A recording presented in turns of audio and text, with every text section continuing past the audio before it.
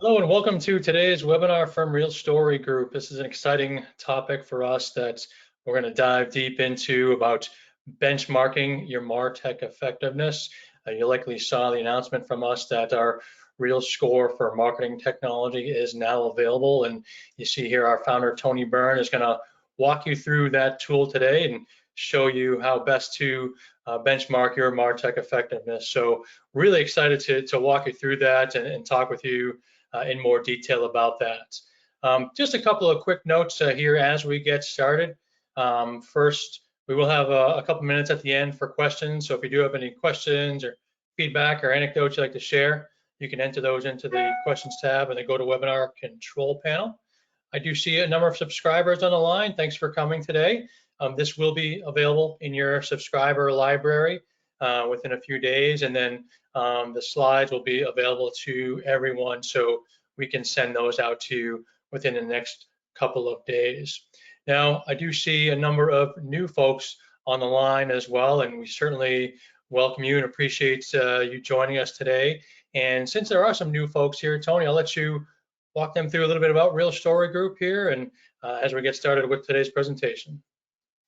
Sure, real quickly, we're an analyst firm, and I founded the firm 23 years ago, really in reaction to what you're seeing on the left side of the screen here, this idea of these kind of mystical quadrants that other analyst firms put out. And we were implementing some tools that were in the upper right-hand quadrant and found them sorely lacking, and we weren't getting the real inside dope that we thought we should get from analyst reports. So I founded a different kind of analyst firm that really try to tell the real story about how these tools tick, and not just their strengths, but what are their weaknesses. Right away, we made a decision that, to our knowledge, no other analyst firm in the world has made, no other IT analyst firm, and that is to be completely on your side of the table, completely on the customer side of the table, which means we don't advise vendors, we don't consult with them, we don't let them buy us meals and take us on junkets, which is very common in the analyst world. So we really only have your best interests in mind.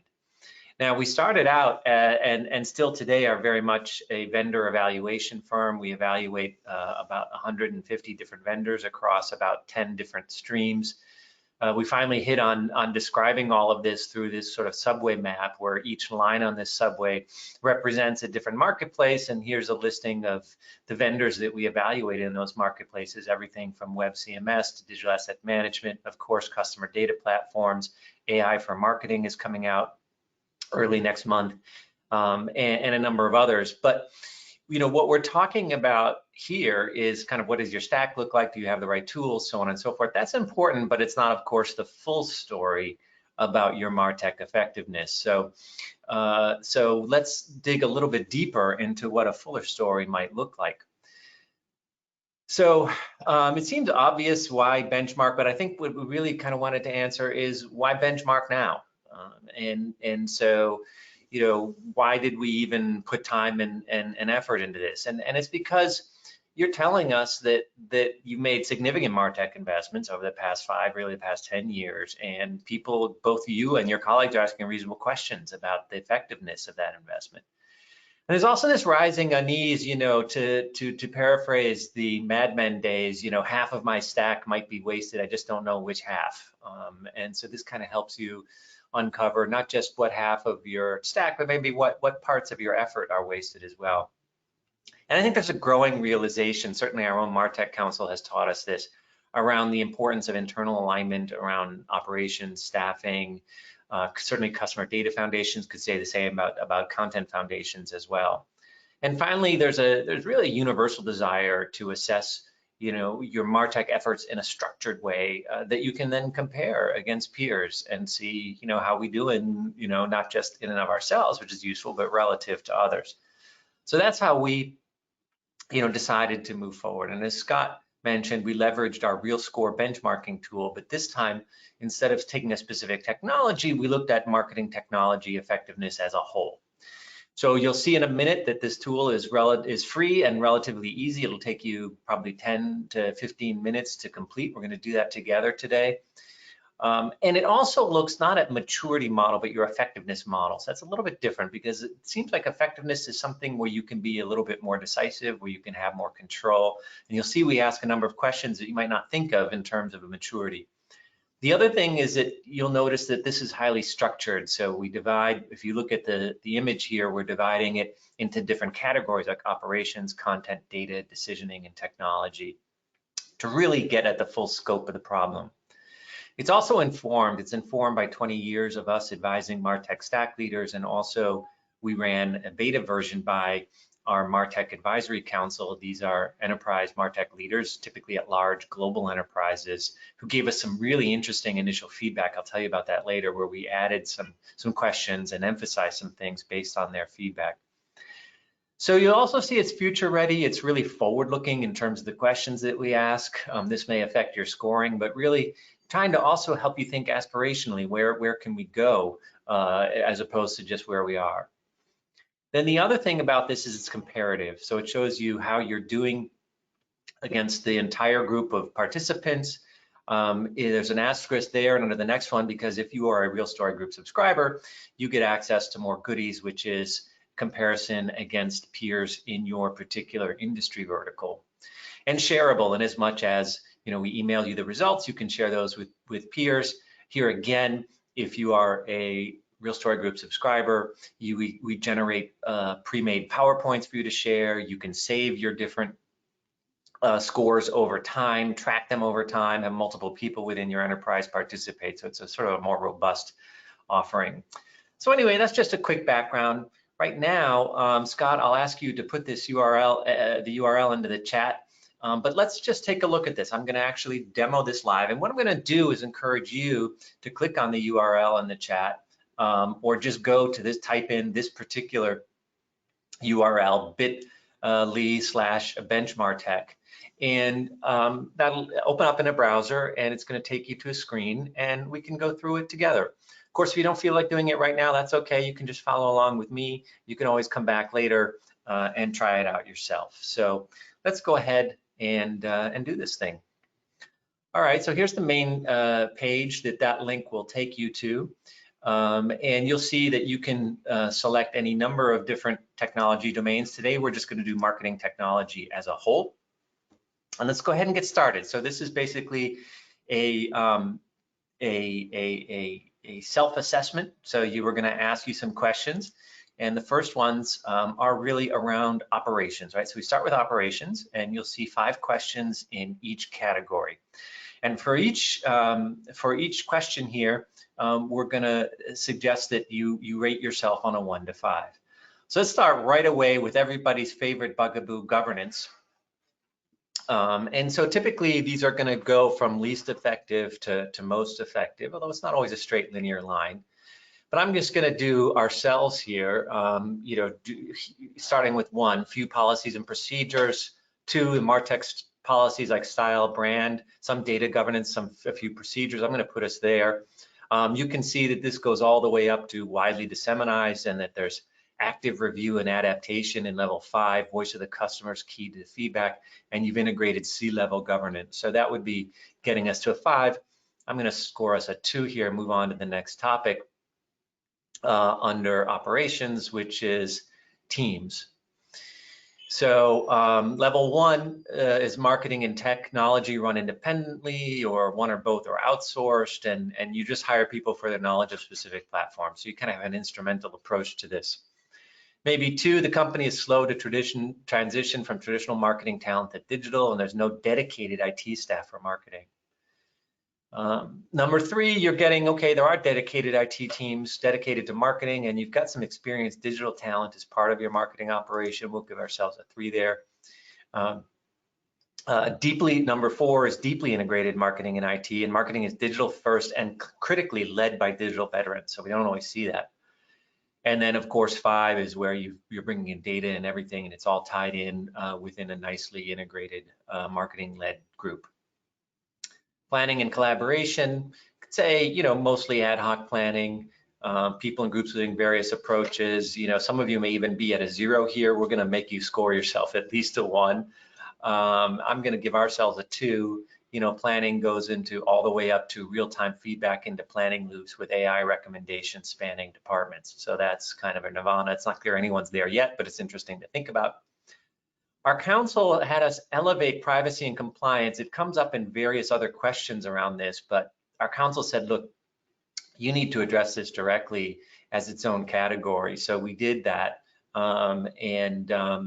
I wanted to also stress here that your own privacy is very important to us. So when you submit these, we do take the data in terms of your company size and everything and run aggregate reports against it, but we never reveal anything. We never share this data with anyone. We never reveal anything about you or your company to anyone outside of Real Story Group. So you can rest assured that your own data will be kept private here. But let's talk about your privacy and compliance. I'm going to say that, like a lot of firms, I'll give ourselves a 2 here. We maybe not have all of our platforms and regimes in place. Here again, we expect to see relatively low scores right now, but that's something you can share with others. And then marketing attribution, increasingly important. We see in this multi-channel world, very, very difficult. I'm going to give ourselves a 1 here. And I have a feeling many of you are going to give yourselves a 1 or a 2 here as well. Okay, so let's move on to content. So content is the first of what we call the 3 pillars of MarTech: content, data, and decisioning. They're kind of 3 legs of the customer experience tool. So we'll start with content. And content operations, a critical element. People think about it a lot in the B2B world, also critical in a B2C world. Maybe you have you're doubling up to create content and campaigns. That's certainly the case with us. But maybe you've got dedicated teams to manage campaigns separately from content. Then we get right into the different types of content management here. So web content, you're getting increasing centralization of the web function. Good. Digital asset management, this is really interesting. We've got our own kind of methodology here from DAM 1.0 to DAM 4.0. DAM 4.0, you would give yourself a 5. We're going to give ourselves a 2 here. Component management, which is, how do you deal with basically reusable component level content, which is really complicated. I'm going to give ourselves a 1 here. Really interesting stuff happening in this space, including with respect to the rise of omni-channel content platforms. Again, I think most organizations are going to score pretty lowly. And then here's business readiness. So again, our advisory board really recommended that, we talk a lot about content readiness and operational sophistication, but is the business really ready to drive and leverage all of this? And it's an increasingly urgent question across a lot of our subscribers. And so, is it business as usual, or are they really solidifying internal content operations and the content supply chain? So we're going to give ourselves a 3 there and then move on to data. So data, of course, is really interesting. We could probably ask you a lot more than 5 questions, but we consolidated, I think, into the 5 most important questions. And so the first is Customer 360. Customer 360 is, of course, everybody's aspiration. You're lucky if you can get to Customer 270, but the idea here is really a single view of the customer. Here it was basically your sophistication in getting all that data together. Note that it's not necessarily related to whether you're deploying a CDP or not. It's just how are you handling unified customer data. So I'm going to give ourselves a 2 here. And then data reporting, obviously really critical to a lot of you. Probably many of you are where we are, marketing specific dashboards across channels, but have you really doing more roll-up channels and self-service marketing, business intelligence, true omni-channel reports?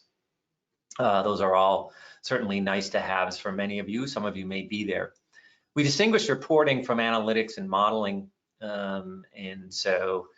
Here we're going to say that our analytics is mostly at the level of individual platforms.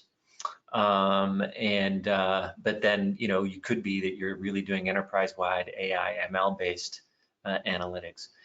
Activation or data leverage is the other side of this, which is a more operational use of data, which is how are we actually leveraging this data in channel? How are we activating it at the customer engagement tier, the marketing tier? And so, many of you, unfortunately, are level one, where your audiences are generated by request to a data team and then delivered in files, and so that's this sort of Captain May I approach that, alas, many of you are still in. It's a real issue. We're going to give ourselves a 2 here. You'll see that 5 again introduces machine learning-based segmentation with automated segment creation and activation. Then once again, this notion of business readiness. Where's the business at with respect to them being able to drive this? We're going to go out on a limb here and give ourselves a 4. Then the third leg of the MarTech stool is decisioning. We're going to guess that many of you are going to score relatively lower here. So again, 5 categories to decisioning: test and optimize. We do some light ad hoc testing. We don't really have a dedicated function to produce and interpret reports. We don't have always on semi-automated ABV, ABN testing. So I'm just going to give ourselves a 1 here.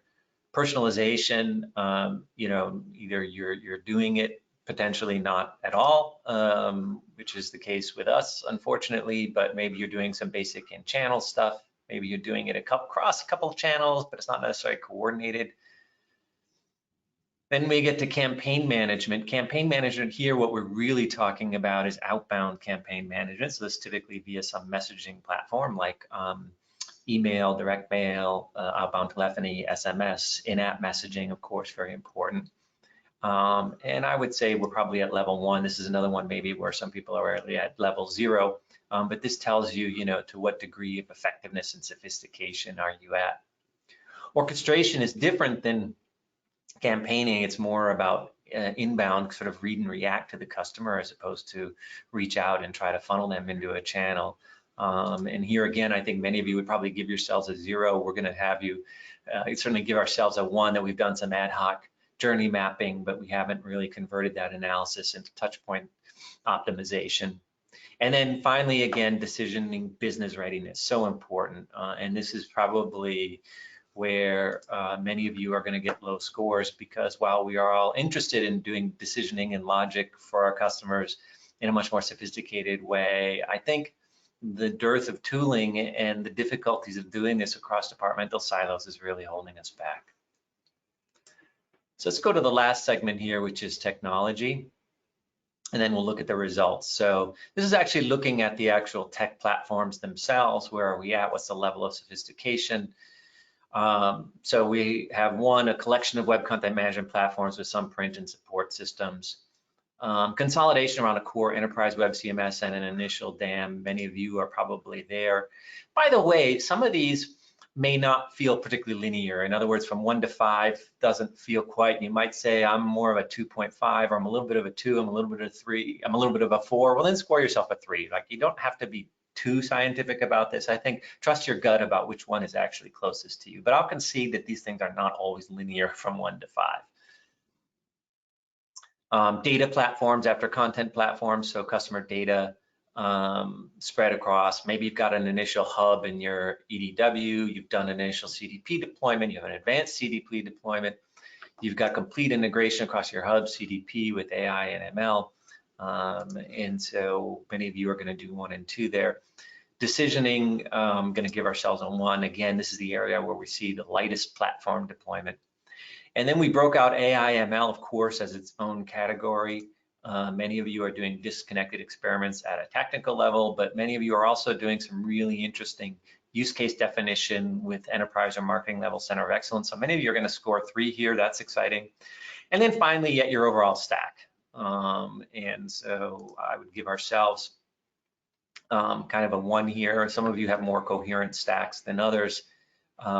You're doing well, I think, if you're scoring a 3 here. But now let's look at the results. So at this point, it's going to ask you, are you a subscriber or not? And so you don't have to be a subscriber, so you can continue as a guest here. And we're going to ask you some questions, just a few little questions about your company. Again, this is not to reveal to anyone else. This is just so that we can start drawing some conclusions, and we can set up the benchmarks properly. In this case, I'm going to log into my account and show you what that experience is like while some of you are filling out that form right now. So here are the results, and I got a 36 out of a possible 125, so that's not the best score. The trains are running, but the tracks are in need of serious repair. Okay, so I'll get an email with that as well that I can share with others. But here's where it gets interesting is, where you can compare by total or compare by dimension here, and you have a raw score of 45, and then it compares us against technology. So we declared ourselves in the technology segment. Basically we're like an IT company, and so IT companies tend to do much better than us. If we do cross-industry average, we're not doing so badly. So this is the average score of all participants across all industries. They're doing a 57. So that's not bad. We're a 45. And then it breaks down into comparisons by dimension. So here again, we can look at operations. Where are we with respect to our peers in the technology industry, and then cross-industry. Those of you who didn't log in, you won't be able to see this technology, this middle column. That's just for your sector. So whatever your sector you're in, whether it's CPG or manufacturing, nonprofit, what have you, you have to log in to actually get that. But you will see the cross-industry average here. So then you can see content, data, how we doing, and then break this down. Now, the cool thing is, and I'm going to blow our horn a little bit here, is that if you are a subscriber, you can email the results to a colleague and have them see the full thing. You can export the results to a really spiffy looking PowerPoint. You can try the effectiveness model for a different technology like CMS or DAM. You can modify your answers or see the results for a different industry. So if you're going to compare yourself to healthcare or something just for grins, you can do that as well. So hopefully you found this useful. Hopefully you all had the ability to try it out either now or later. You can of course share this with your peers. It's completely open platform. It is just in terms of commercials for us, it is a freemium platform where the premium capabilities come if you're a Real Story Group subscriber. So let's wrap up here then. Some takeaways, and then any questions or feedback that you have, we'll take that. So feel free to use the questions tab in your GoToWebinar control panel. So the first thing is most enterprises are going to score pretty low. This isn't designed to boost your ego or tell you how good you're doing. A lot of this is really to give you also kind of an aspirational roadmap about where you could go. We'd argue that at first you focus more on the balance than the totals, and so this is really interesting. So although we do give you a total score, in this case, we got a 36. That was a 36 out of 100 or 45 out of 125. That's fine, but I think the balance is maybe more interesting. So if you're doing really well on the content side, but you're scoring really low on the data side, maybe that tells you you've got an imbalance in terms of the effort that you're paying, or you're scoring very low on the operations side, but very high on the technology side. You, my friends, are going to be running into some problems. So you can use it for a way of kind of helping to rebalance your investments and not just get to a high total score. One question that you can ask yourself, and indeed you can test, is would your teammates score it any differently? And we've done some exercises with our subscribers where we have them go real time, and then we show them a spreadsheet of where they differed. And people can have legitimate differences about this, and that sort of helps you team check as a team in a really structured way. How do we have different perspectives about what's going on in our MarTech operation? And then of course you'll want to share this with other leaders, either within your company or even beyond your companies, and get their input, or persuade them that you need to perhaps do some things differently, or re-emphasize the degree of resources that you're applying, or the degree of sophistication that you have at different tiers within those 5 categories. Again, if you have Real Story Group generate all of this, it can create a very nice 20-slide PowerPoint deck for you that you can then put in your own template that just sort of shows you your results and then allows you to share it with people all that much faster. So again, welcome any questions or feedback. Wanted to remind you that there's 3 ways you can engage with Real Story Group. One is we can help you find the best fit vendor on one of these lines, so you can license any of our streams of research here and get hard-hitting vendor evaluations. Or secondly, you can, what many of our larger enterprise clients do, which is do a so-called full stack subscription, where you basically license all of our research and we advise you on your stack as well as your vendor choices. And then thirdly, we invite large enterprise leaders to join our exclusive MarTech Stack Leadership Council. We're meeting next week at the headquarters of one of the members here in Washington, DC. Super excited about that. We're going to be talking about the future of MarTech, big emphasis on new emerging organizational models. And of course, we're going to spend more than a half day just on AI and ML. So super excited about that. And with any of these subscriptions, you get access to the Real Score application, which allows you to do this sort of benchmarking that you've just seen. Okay, so we'll see what kind of questions or comments have come in. And while I'm doing that, Scott, you want to just add anything else here before we attend those? Yeah, absolutely. Thanks, Tony. And again, thanks to everyone for taking some time today. As Tony mentioned, RealScore is included with any of the subscriptions that we offer. So you can take a look on our site at the different streams that are available, and the marketing technology piece of RealScore would be included with that as well. You can always email us at explore@realstorygroup.com to learn more, and I'd be happy to show you a quick behind the scenes tour of the rest of the subscriber experience that would be available to you. On the same theme of today's webinar, we're going to have another couple of presentations that focus on MarTech benchmarks. So on November 1st, we're going to take a tour, a more in-depth tour of some key MarTech benchmarks. And then again, what are some barriers that folks are having to overcome when it comes to MarTech effectiveness? So we'll focus on that later next month. As Tony mentioned as well, our Stack Leadership Council gets together next week. But if you're interested in seeing what we've discussed thus far, we've got a number of recaps listed on our website from previous meetings. So feel free to take a look at that and reach out to us if you have questions. There are a couple of questions that have entered into the control panel. So Tony, yeah, we've gotten some good feedback. Thanks, Donald and James. Davicha's asking, good webinar, thank you. Is it possible to show the total score as well as a percentage? I think the raw total score would be more useful than the percentage. We actually show both. I don't know whether you saw that, but in the final screen here, if I scroll over, you can see you get a percentage score of 36, but your raw score is 45 here. So your raw score, that's because across the different benchmarks that we do, the total doesn't always equal 100. In this case, it equals 125 because there's 25 questions to ask.